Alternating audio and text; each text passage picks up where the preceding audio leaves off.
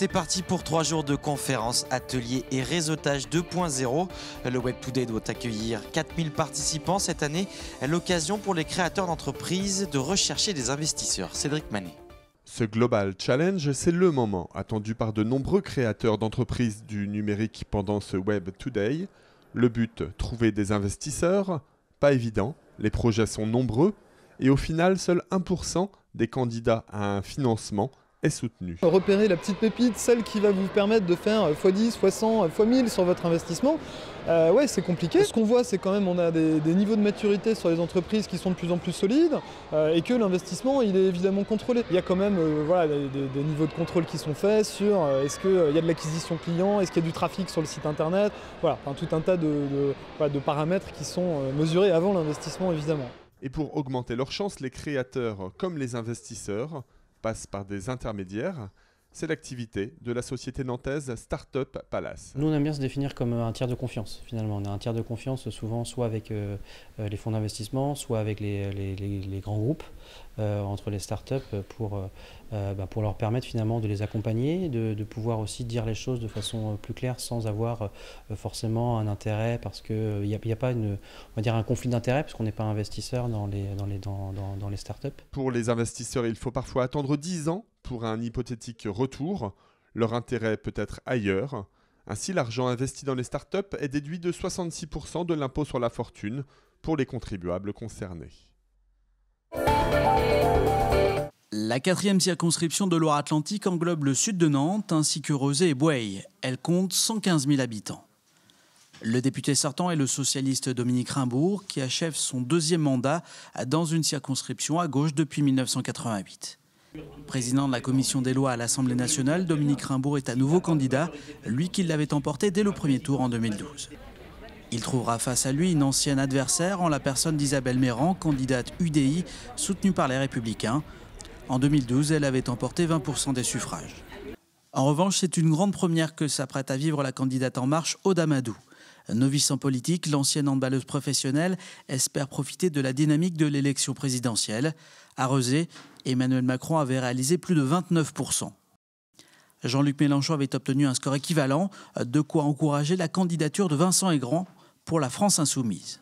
Enfin, c'est une figure locale qui représentera le Front National, Alain Avello, secrétaire départemental du parti de Marine Le Pen, qui tentera de faire mieux qu'en 2012, où le FN avait obtenu 8% des scrutins.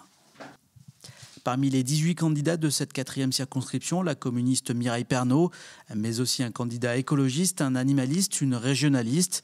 On trouve également un représentant de la Confédération pour l'homme, l'animal et la planète, ainsi qu'un représentant du Parti fédéraliste européen. Les agents EDF sont inquiets. Emmanuel Macron a annoncé la fermeture des dernières centrales à charbon d'ici 5 ans. Du coup, la CGT a présenté hier un projet industriel faisant le pari de la transition énergétique. Première phase du projet, remplacer le charbon par d'autres combustibles dans un horizon de 3 à 5 ans. Aujourd'hui, la centrale de Cordemais consomme 2 millions de tonnes de charbon chaque année pour fabriquer de l'électricité. Demain, l'idée est d'introduire progressivement de la biomasse, autrement dit des déchets verts et du bois issus de meubles usagés. La deuxième phase concerne les rejets de CO2.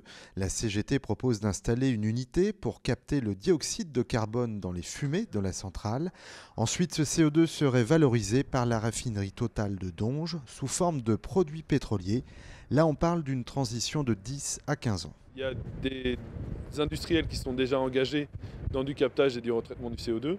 Et il y a de nombreuses recherches, start-up et autres qui sentent le filon et qui s'engagent. Donc on pense qu'un gros industriel comme EDF et comme Total derrière pour la valorisation du CO2 pourrait s'inscrire et donner une dynamique importante à ce projet. Il n'y a rien de négatif dans notre projet, quoi.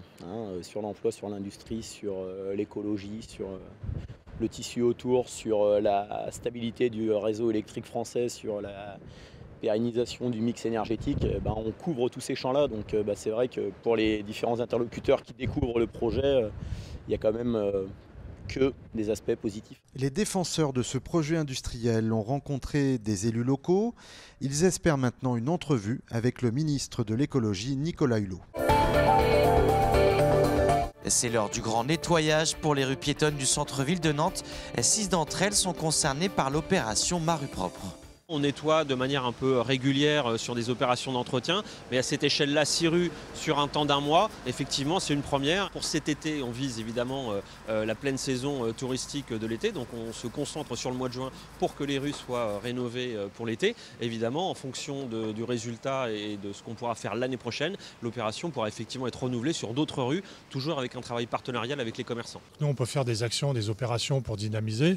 Le voyage à Nantes peut faire des attractions aussi tout l'été, mais pour ça il faut être capable d'accueillir les personnes dans le centre-ville de Nantes, accueillir aussi nos touristes, et ça passe aussi par la sécurité, par la propreté, par la dynamique de communication. C'est un ensemble de choses et je pense que c'est la réussite des uns et des autres qu'on peut arriver à faire venir les gens dans notre centre-ville.